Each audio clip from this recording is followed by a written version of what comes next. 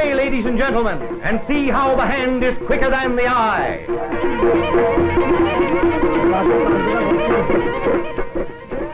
As far back as history goes, we find that conjuring and magic tricks have always fascinated human beings of all ages and of all classes.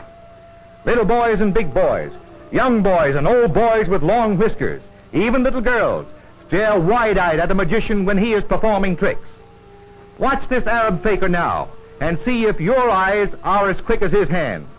Here he is, right out in the open, where he can't have any trap doors or mirrors or trained confederates to help him. I tell you, he's got to be good. Now, how on earth did he get all those flags into his mouth at the same time? You tell me. You know, I think they ought to send him to the Geneva to do some ballyhooing for the League of Nations. Say, his mouth must be like the subway, always room for one more. Now what's he up to? Oh, I see. He's showing us how to reduce the high cost of living by getting eggs without having to buy them from the grocer.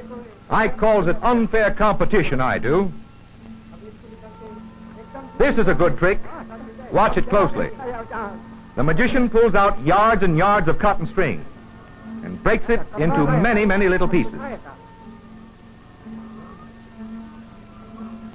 Then he sets all these pieces on fire. To make them burn faster, he blows on them. Well, I guess that's the end of that string, all right. That's what you think, he says. For the string is in one piece again, and it doesn't show any trace of the fire. Believe me, that's some trick.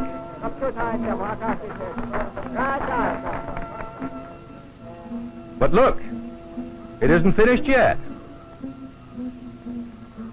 When a magician rattles a box and plays a tune on his magic flute, there is sure something doing.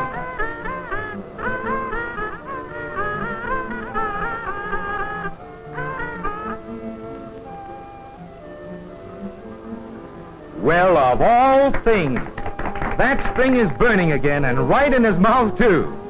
Say, let's give him a hand.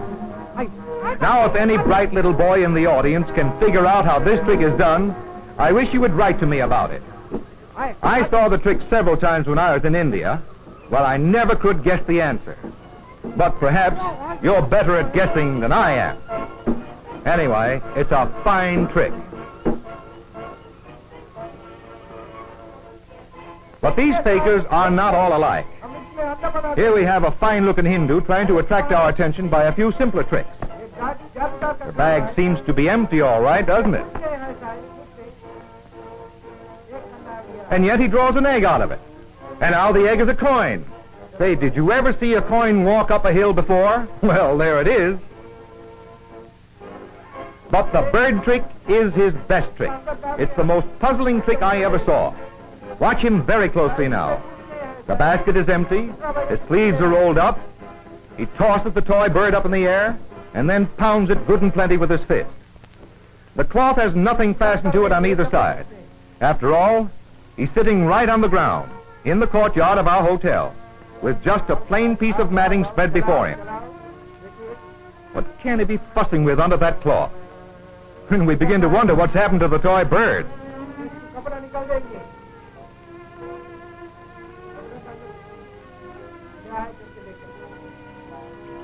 Well, can you beat it? A whole flock of birds, and they're alive, too.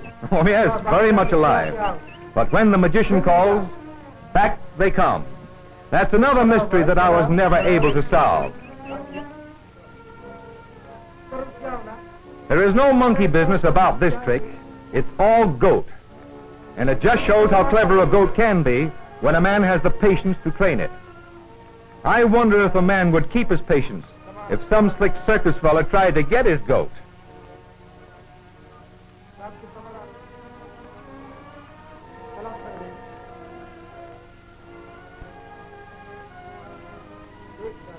And now the most famous trick of all, the mango trick. The faker shows us a mango seed. He places it in a little pile of dirt.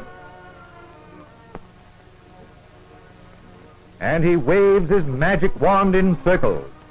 Then he covers the little pile of dirt with a cloth and jabbers a lot of Hocus Pocus Dominus or something like that.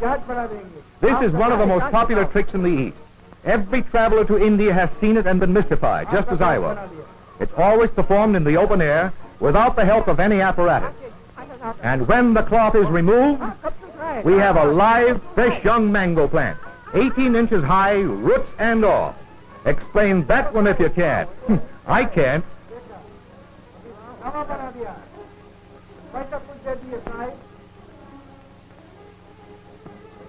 There is no deception in this trick. It's just one of the many examples of the extent to which a faker will torture himself to make a living. This man has developed his eye muscles to such a degree that he can lift a stone, and I mean quite a heavy stone, with his eyes, by inserting a small disc under each eyelid.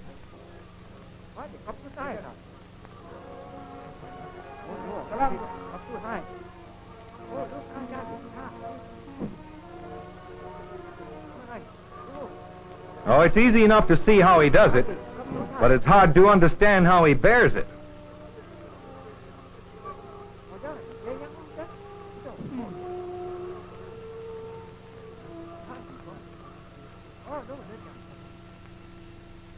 Well, well, well, the old shell game, the oldest conjuring trick in the world. The hand is quicker than the eye. This trick was used thousands of years ago to entertain and mystify the Egyptians.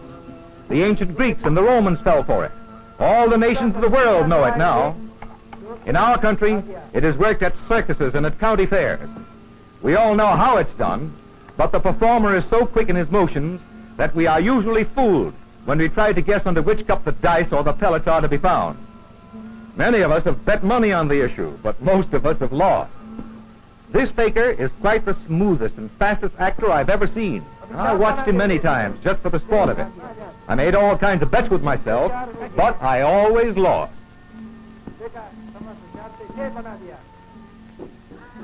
No review of Oriental conjuring tricks would be complete without including the ever-present snake charmer. The snake charmers have chosen the most dangerous of all the poison snakes, the king cobra. One little sting, and a man would have about 50 seconds to live. How do they do it? Who knows? Maybe it's hypnotism, or maybe the snakes react to the sound of the flute. Anyhow, it's a grand show.